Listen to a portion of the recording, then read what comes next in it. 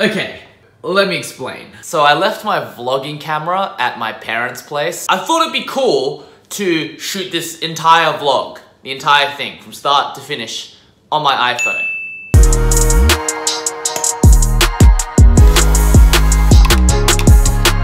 So ever since I started posting on TikTok, I've started to open up a dialogue with players who have just seen yo-yoing for the very first time. And it makes me really think back to when I first started yo-yoing. And you ask all these like really trivial questions like, what's the best yo-yo? I remember when I first started, people were like, the yo-yo you have doesn't matter, it's all the skill. And what I would say is that there are things that matter and there are things that matter less. The first thing I'll say is, if you're just beginning, the most important thing, you just have to like playing with yo-yos. That is why today we're starting off with yo-yo practice.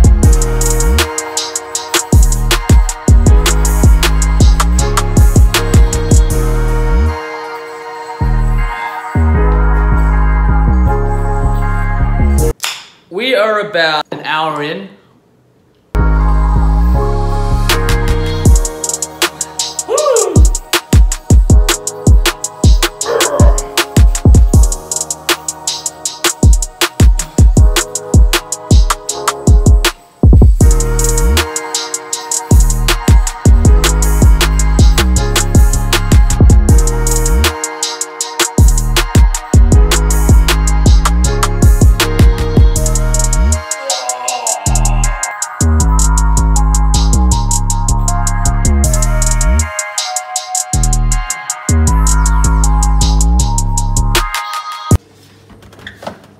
Alrighty.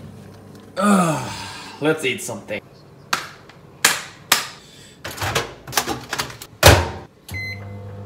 So I got these at the petrol station the other day. They're supposed to be healthy. I don't know if they are, but they're supposed to be.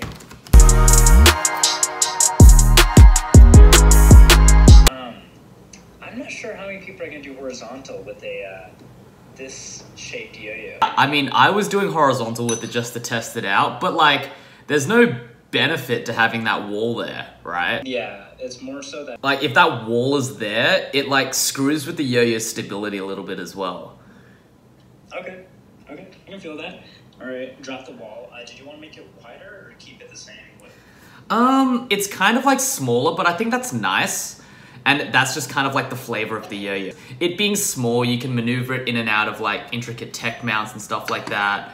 And if you want to go for something wider, we all have like wide models anyway. The narrowness, it like gives this yo-yo its flavor, don't you think?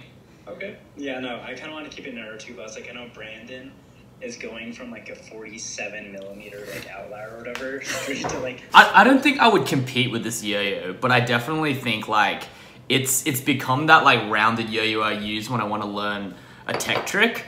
All right, that's good, that's good. Like, let's flash me through the final designs of what it looks like now. Ooh, that looks pretty. So can you like zoom in on that wall? Oh yeah, that's right. There's no wall there, boys. Oh my goodness. Yeah. Oh my god. Oh, that's Brandon and his ball and me and my little nub at the center. There you go. Yeah, you got your little nub in the center as well. Like, it's all good now.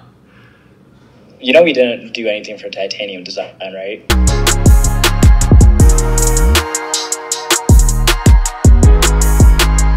So Shippenham and I just spent about 2 hours tweaking the design of this yo-yo. We made the wall slightly smaller, we added something to the hub, we figured out the colors, and these things only matter if you are a hardcore yo-yo enthusiast, which the majority of my audience is, right? But if you guys are just beginning with the yo-yo, like let's say you've started like 2 months ago, everything we did to the yo-yo, I guarantee you wouldn't have even noticed. So when I first started yo-yoing in 2009, God, this is the yo-yo I used. And look at me now. I can do all of my complicated, difficult kind of tricks on this yo-yo that previous me would have been like, oh my God, it's impossible. This yo-yo can't spin long enough. This yo-yo's not stable enough. Knowing what I now know, I could probably yo-yo this thing around and I could probably take down a few players using much more expensive yo-yos just now because I've got a whole bunch more skills and it doesn't really matter what yo-yo I use. But that being said, there's a line. If I only ever had one of these yo-yos, This is like my Coca-Cola Betty's Burger yo-yos. There would be an inherent limit to what I could do. Sure, I can do more with this than most people.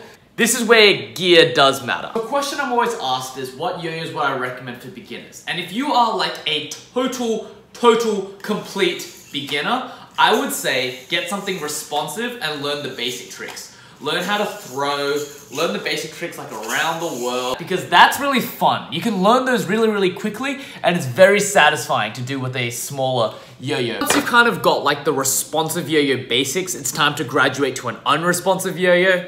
I recommend something like cheap, durable plastic yo-yo that's unresponsive. I use the Variant. I designed this yo-yo, and I'm also financially compensated for like these yo-yo sales. So like, this is a really good yo-yo. I like this yo-yo. If you're like, ugh, Brandon's so salesy. You can also check out the Replay Pro. This is by Yo-Yo Factory. I'm not affiliated with this whatsoever. This goes to, I don't know, I guess Gentry. I don't have one anymore, but the Magic Yo-Yo N12 was a pretty solid metal yo-yo for its price. I think the main thing you want to look out for your first yo-yo is that it has a bearing, a large bearing. It is unresponsive, and it is just durable and catchable. If you have those things, play with it for a while, and then you'll be able to develop your own taste in yo-yos. And that's really about it if you're looking to get into competitive yo-yoing.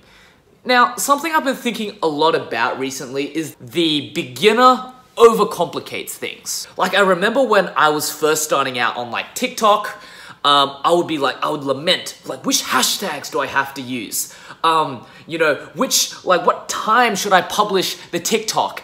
And, you know, like, what are the trending sounds that I have to use? And I would think about all of these crazy things, and all of it pales into comparison to the two most important things is, am I uploading enough TikToks? Am I uploading 3 TikToks a day? And the second thing is, do my TikToks actually engage the audience? Do they or do they not? Once I just focused on those two things, everything started shifting. Same thing with this vlog. I'd be like, oh man, what camera, what lens, what microphone, what tripod, and a lot of that, it doesn't really matter. Now, that being said, this vlog isn't as good as it could have been if it was shot on my fancy DSLR, but it's still alright, right? In any case, next vlog is going to be shot on my DSLR. Apologies for doing that. That is the end of today's vlog.